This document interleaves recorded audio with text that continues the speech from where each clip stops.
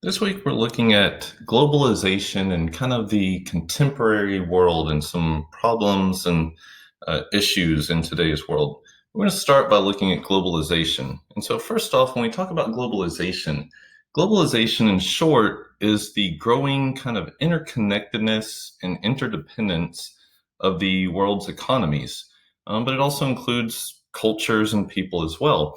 And this idea of globalization, it's not necessarily new.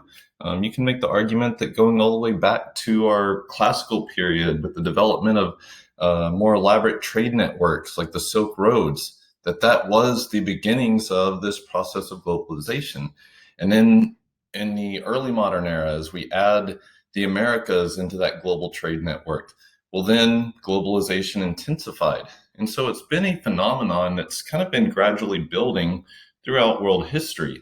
But we've seen it especially intensify in the decades after World War II. So after World War II, we kind of see this globalized Western economy that takes shape. And the United States begins to kind of play a big role in the economies of Western Europe and pumping tons of money into those economies. And so that kind of added to this process of globalization. We're also going to see the creation of organizations like GATT, the General Agreement on Tariffs and Trade. This was formed just after World War II as a vehicle to help promote free trade amongst its members. And going into the 1990s, they were up to 123 members. And they're going to take this that started as GATT and turn it into the World Trade Organization. So the main goal of the World Trade Organization is to remove barriers to free trade. And because of their efforts, we've seen a huge growth in global trade going all the way back to the 1960s, all the way to present day. Now, there are some positives and negatives to this idea of globalization. First off, the global economy is much more efficient and overall has led to a general increase in global prosperity. Not for everybody, though. It has widened the gap between the wealthy and the poor, between your wealthy nations, your industrialized nations, and your poorer nations.